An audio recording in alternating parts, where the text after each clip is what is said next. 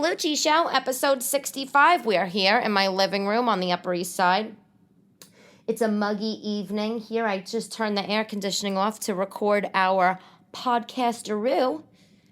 Fact of the day, the crown jewels contain two of the largest diamonds on Earth. Can you guess how big one of these diamonds are? Okay, time's up. Over 3,100 carats. It's a stone that was found in South Africa in 1905, and a diamond, and it's called the Great Star of Africa. It's like the total amount. Of course, once I saw this fact, I was like, I wonder how much the entire crown jewels set is worth. $4 billion. The crown itself, the crown Queen Elizabeth wears, the one you see occasionally, just the crown is worth $39 million. It's like, what the hell are you doing with this stuff? I got a great idea. Instead of making British people pay so much in taxes, I don't know. How about you cash this shit in, you invest the money, and then use the dividends, distribute the dividends to all of the poor people across the UK, and let them try to live comfortable lives. How about that? I think that's a good idea. Anyway. They're so fancy over there, I mean, I'm not saying that I wouldn't like to have a collection of crown jewels. In fact, I love collecting jewelry. I do. I love getting jewelry as gifts or buying it for myself, and I do. Every Christmas, I buy myself a little piece of jewelry, because I want to have something to pass down to my daughters. I'm really into those sort of things. So anyway, anywho, how is your week? My week, oh, God, I feel like I haven't talked to you in a long time, and it's been busy. I've been busy.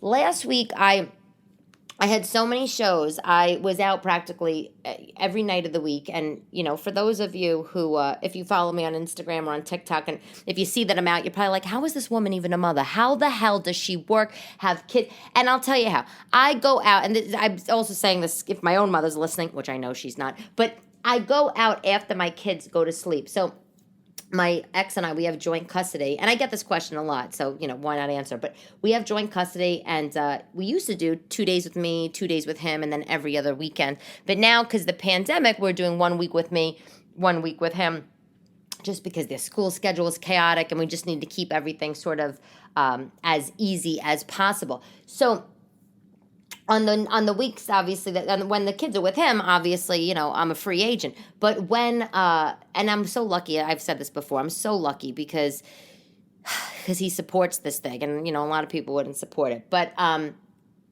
when they're with me, when my children are with me, I usually go out and do stand-up, after they go to sleep. So, I have dinner with them.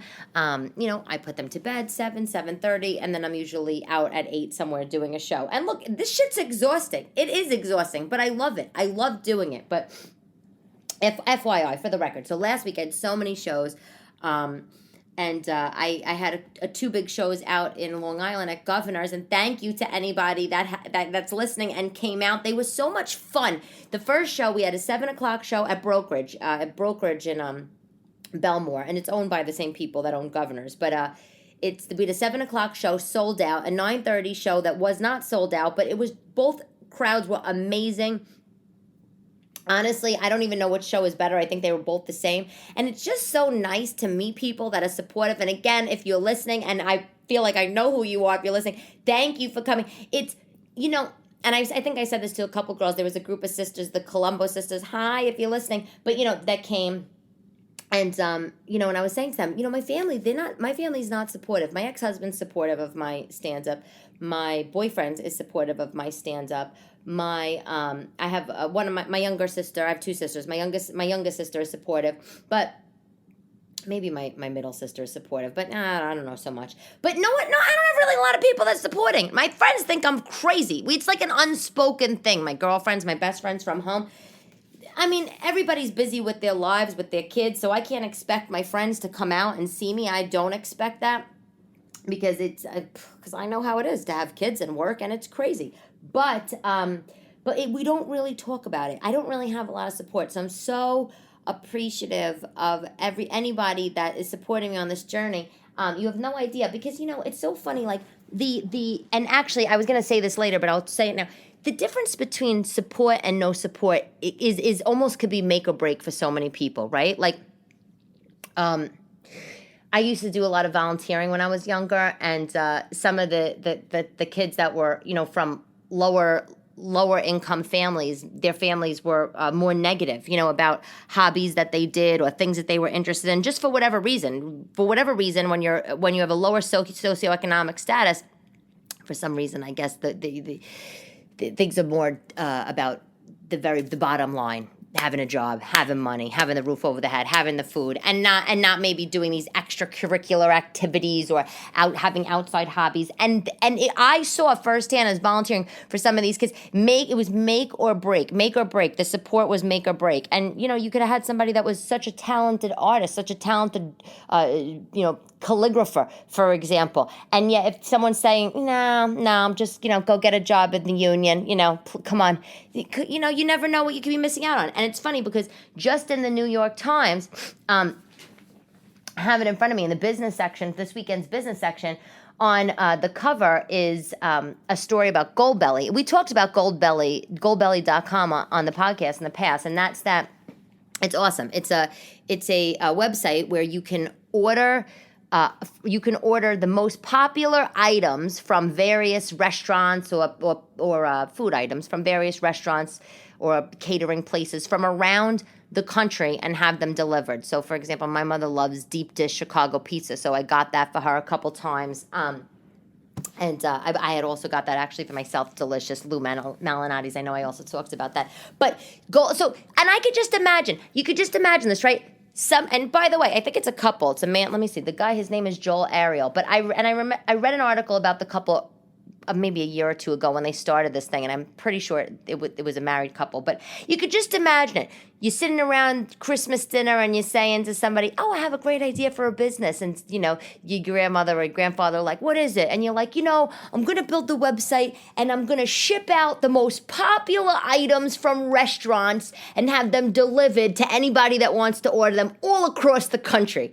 It sounds like there's so many logistics involved, so much deal making, an e-commerce website that and that's the way my mind is working. But just even the idea, you could just imagine somebody saying, "Yeah, I don't know if that's a good idea." Everybody loves to have an opinion. It's so funny. Everybody loves to have an opinion, but then can they actually do the work?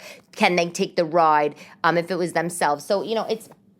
The Goldbelly, and by the way, Goldbelly's wildly successful, and why they're on the cover of the business section of the Times this weekend is because they just got $100 million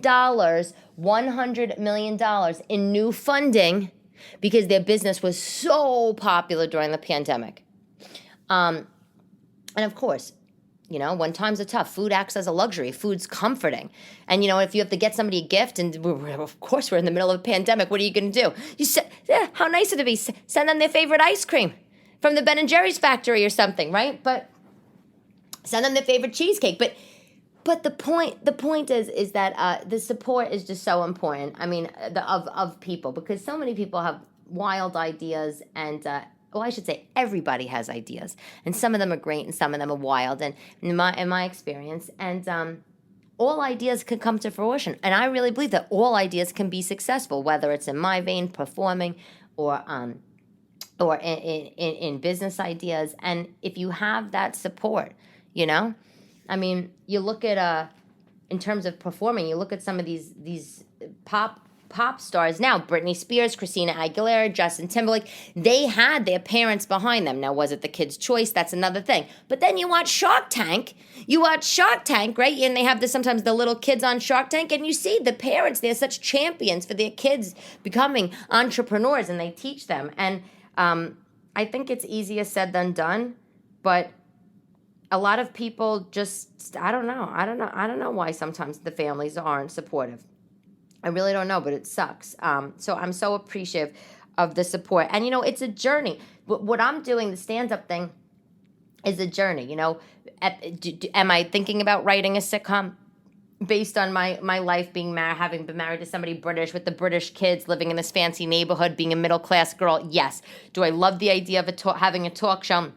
And, in sort of the 10 a.m., 11 a.m. time slot during the weekday. Yes, I love that. I love these ideas. And I'm trying to figure out ways to do them, right? And I write all the time. But they're so, but this is a journey. It's such a journey. And when you already have an established family, job, education. People are like, why the hell, what was this like girl having a midlife crisis here? What is she trying to do? And it's like, no, you only live once. And I don't want to be 85 years old and wake up and be like, oh, shoulda, coulda, woulda, but I didn't, So, I don't know. But it is the journey in the sense that, especially something like stand-up, you don't wake up one day and start doing stand-up and you're hilarious like Seinfeld or Louis C.K. I mean, you just chip away at it, and with each set and each repetition of the set and the performance and trying to work a crowd and do your jokes for a crowd, I mean, gets you one step closer towards being more polished. So it's a journey, and that's a long way to say thank you. On the note of businesses, so one of the people who came to my show has a company, a beauty company, and she made the serum herself, and she said she sold, hundreds of bottles on her own, but it was only word of mouth. So I said to her, you got to have a website, and that's what I do full time, and so I said, I'll send you some links. And I just wanted to share the information here. If anyone has an idea for a business and you want to build a website, you don't know where to start, or you have no, you're like, I want to make a website and I kind of know a guy that builds websites, but do I really want to use him? I don't know. There are so many, I've been building websites for the last 20 years. There are so many, and it's so funny because my personal website, I have the Elyse.DeLucci.com, which I recently redid. Is the branding spot on? I don't know. But my real website, Elyse DeLucci, it's old. I haven't touched it because it's like, it's like the shoemaker or whatever. Kids have no shoes. But and so I'm working on it. But it's so much easier to make a website today, turnkey ways to make a website. So I just wanted to share the information. And I apologize if you already know this, because a lot of people do know this. But if you want to make a website, you have to go to GoDaddy.com, you buy a URL, right? And you also you have to buy a hosting package with GoDaddy. So you'd want to pick your URL, it'll be $12.99 a year. Then you want to buy a hosting package because your website, you want it to be hosted on GoDaddy. When you're going to check out with GoDaddy, okay, I need to say this. They're going to offer you everything in the kitchen sink. They're going to offer you everything. It's protection, this, that, no. You don't need any of it. You'd say no to all of it. And by the way, I recommend GoDaddy for these things because they have amazing customer support. This isn't an ad. This is nothing. I've been using them forever. Anytime I've had any problem with any website, URL-based or host-based, that I used GoDaddy hosting, they have helped me. I've even had websites not hosted on GoDaddy, and they have also helped me. Their customer service is just great. It's like the Nordstrom model. Like, they return everything. They don't even ask you for a receipt, because they know that if they're helpful to you, GoDaddy, then you'll eventually do business with them. And they're inexpensive. So you need to buy the URL. You need to use GoDaddy for hosting. Now, if that's already a lot and you don't know what to do, you can say to GoDaddy, I want to build a website and I don't know who to get to do it or whatever. And they'll say, we could do it for you. And the price that GoDaddy's going to give you, might be around, I don't know, $1,000, $2,000, but it's expensive and you can get it done cheaper. But they do have services that'll build out a website. So you would say, if you're selling, like this woman, if she's selling her serum, she would say, I want to sell my beauty products on this website, on my own website. So you would say, I want to have an e-commerce website, right? If you don't want to go through GoDaddy, you can go to Shopify.com. Okay, Shopify, you can make a website. That's an e-commerce platform. You can make a website right on there. But you can go to sites like Upwork, and this is what I told the woman, is Upwork.com. It's hire a contractor. All you do is you hire a web developer, and you put your price in, you write a little job description, you put your price in, I want to spend $300, whatever, and you get somebody to do it. Most often you're going to get somebody that's overseas, but that's fine. I have a web developer I've been using. He's in Albania. I've been using him for over a decade, and he's fabulous. And the price is right or whatever. But they make it so easy. So you can use Upwork. There's also Fiverr. The quality on Fiverr, to me, is subpar. In some areas, they started as $5 projects. They used to do logos and stuff for $5, and then they expanded, charging more than $5. And they also started doing other things, web design, branding, da-da-da. But the quality of Fiverr is less than Upwork. And just so you know, I've been at major companies where Fortune 500 companies where we've had a budget for Upwork. I mean, so the designers are on there. Everybody's good. It's great. And if you want to, another good resource to check out is if you want to build your website, I recommend using WordPress as a CMS. You could download it for free, but you want to have a theme, right? You want your website to look a certain way, whether it's a content website or it's a shopping website or it's a news website. You can go to themeforest.net. Themeforest.net, this is a website that's been around forever, and basically you can buy a theme, a website theme. So you go through all these, they have thousands, tens of thousands of website themes, right? And you want to pick one of the more popular ones. And you could see what the website looks like and how it functions, and they show you live demos, and then you buy that theme, and it's a piece of code essentially, and you give that piece of code to your web developer, and you say, okay, hi web developer. Okay, so let me back up. So you bought the URL on GoDaddy. You bought your hosting. You now go on Upwork and you hire your web developer. And now you're like, okay, now what the fuck do I do? So you say to your web developer, okay, hey, so I have a URL and my website's hosted by GoDaddy, and I have had no dev work done yet. Oh, and I have a theme. I bought a theme, or I want to buy a theme on ThemeForest. I want a WordPress site. Here's the code, or you could give them your login information. Obviously, change your password at another time after they could go and get it, and then that's it.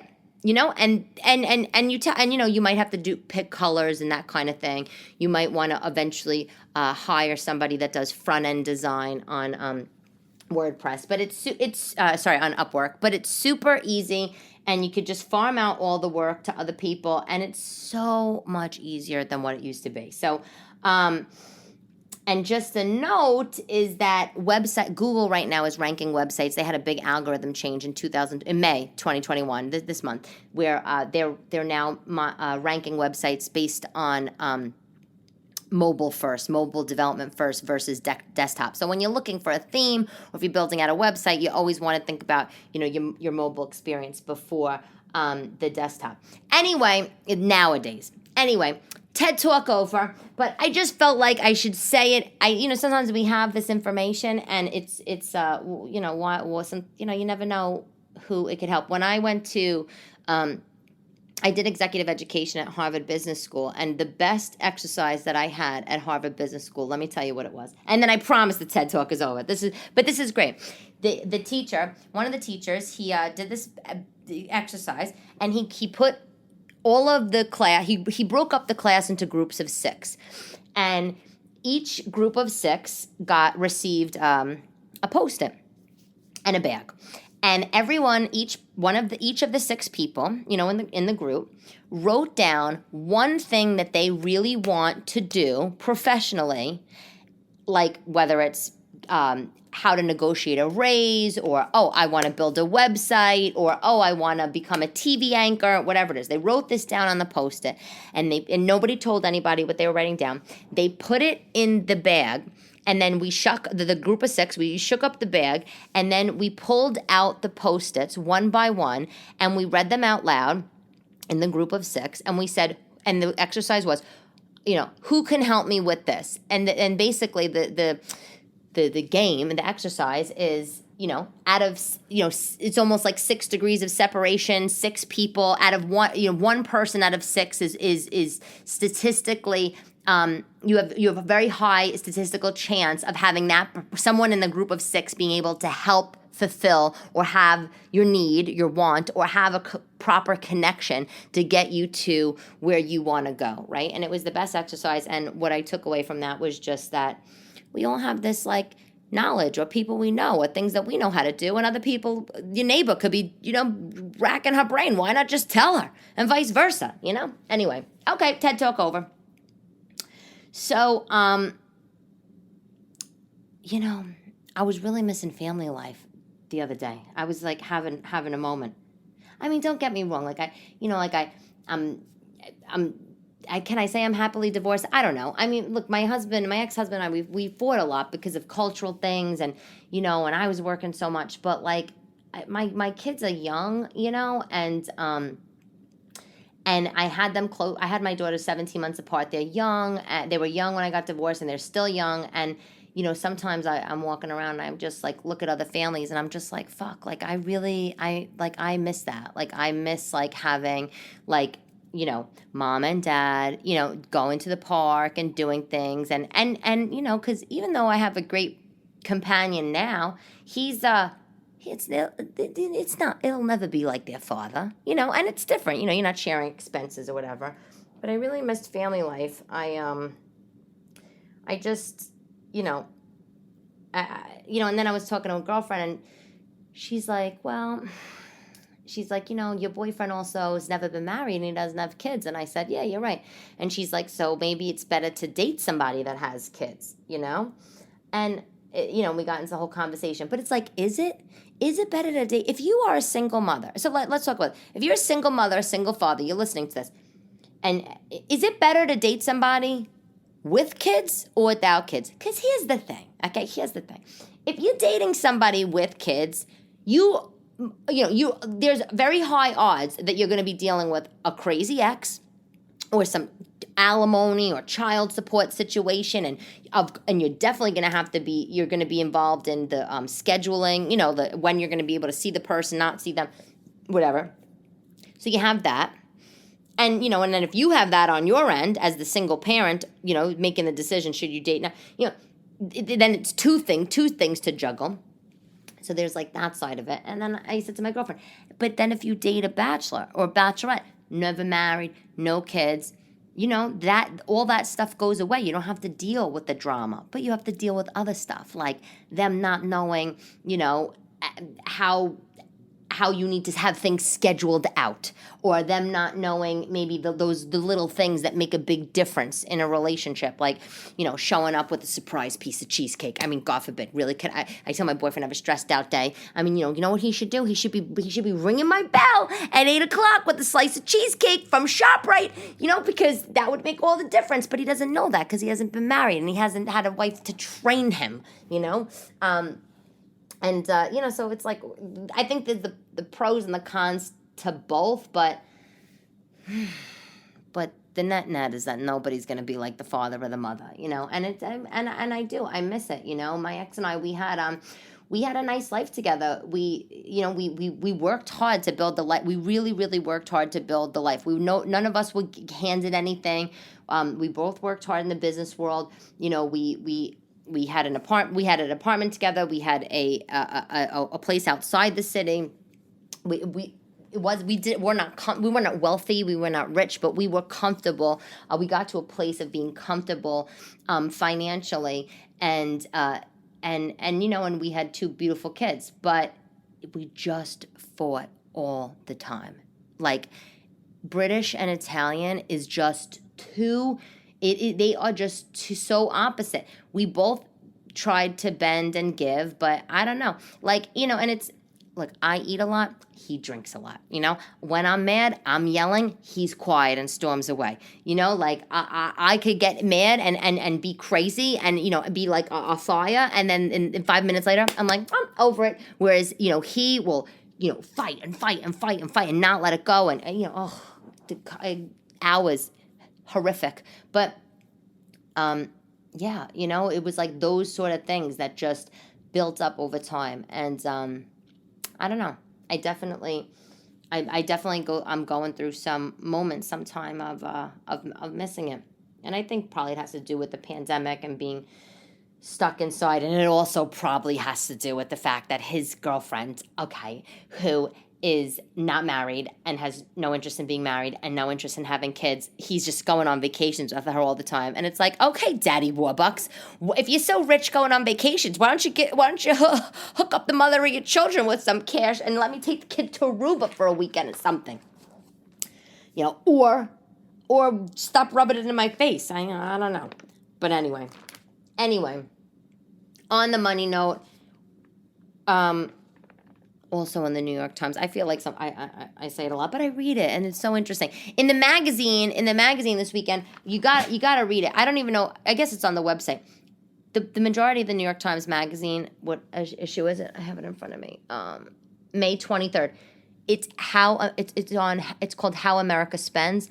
Basically what it does is it gives you like 8 families, little brief synopsis on 8 families, and it shows you their monthly expenditures broken out, so it's like mortgage, utilities, groceries, clothing, and how much they spend on each month. And they showed different families, obviously from different sort of income levels. But it's interesting. If I'm always interested in that. I'm always curious to know what people spend their money on, because I'm always curious to know who the hell has money to buy these gigantic townhouses and mansions when I go into some of these neighborhoods. But wait, the craziest thing that I saw, you'll die. So this one family, right? Not very nice seeming, not very very nice family. I think they're Vietnamese. I think they were Vietnamese family. They live in San Francisco. The wife's a lawyer, and the husband's a marketing manager, and and they have their bills, their rent, and law school loan payments, and car payments, and internet. So I'm reading their expenses right on this little receipt that the New York Times, this little graphic they have on the page with the family. And I'm reading about the family, and they're talking about what they struggle with money, and where they think they need to save and whatever. They have a line item. Wait for this. They have a line item on their monthly expenditures. You'll die. Compost diapers. Wait for it. $233 a month. First of all, and we all know if you have little kids, if you've had little kids, diapers are expensive. But compost diapers.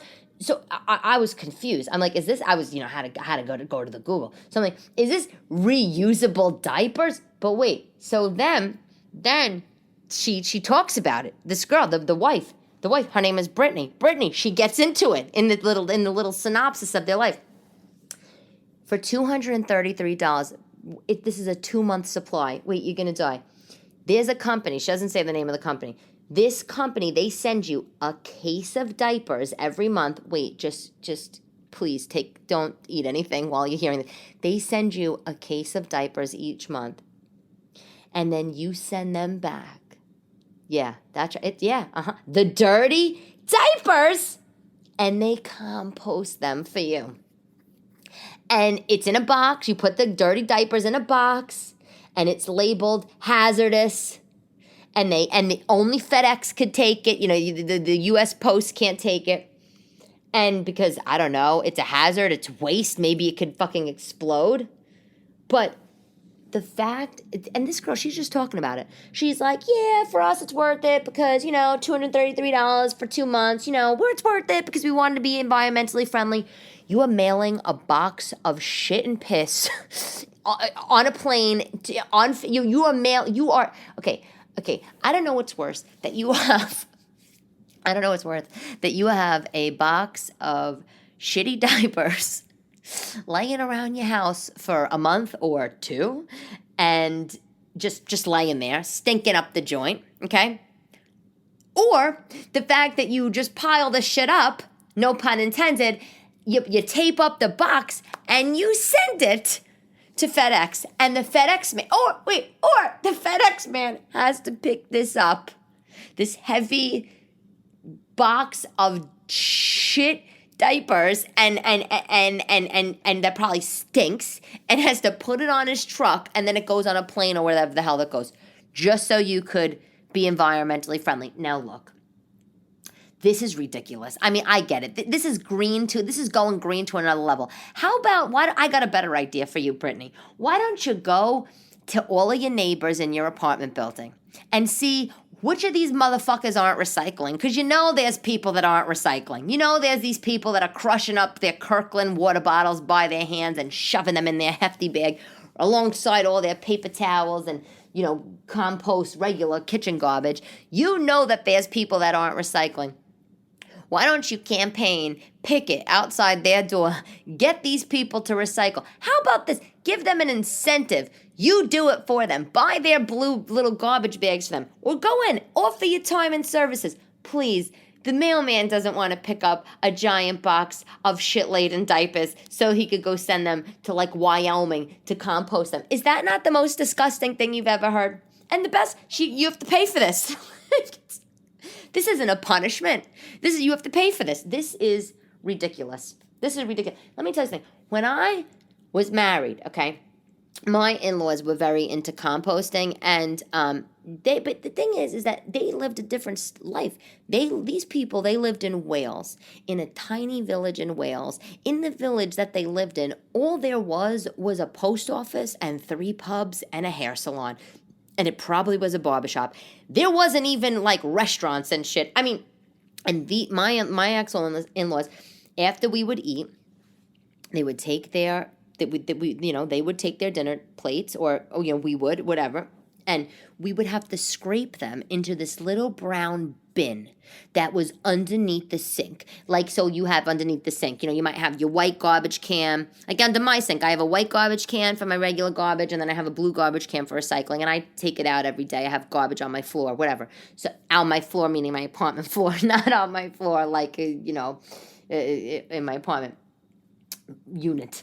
But basically they also had another bin, and it wasn't a big bin, it was a small bin. It was like the size of a retro aluminum lunchbox, and it had a little handle. And so after every meal we would go and we would compost, scrape the plate into the bin, okay, and in this little bin would be this little baggie with fresh cooked leftovers, remnants of the dinners, whatever.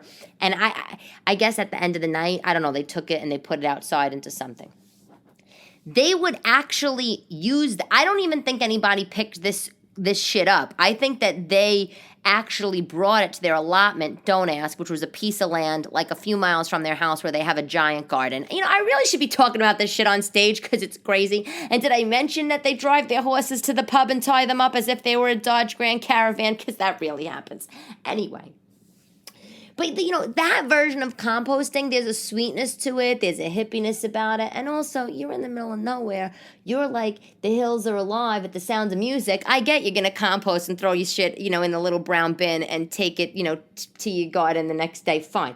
But this girl, Brittany, at San Francisco, please, you live in a major city. Your husband's probably a marketing manager for Google or something. No, but nobody wants to pick up your kids' diarrhea diapers, okay? I mean, that's just it.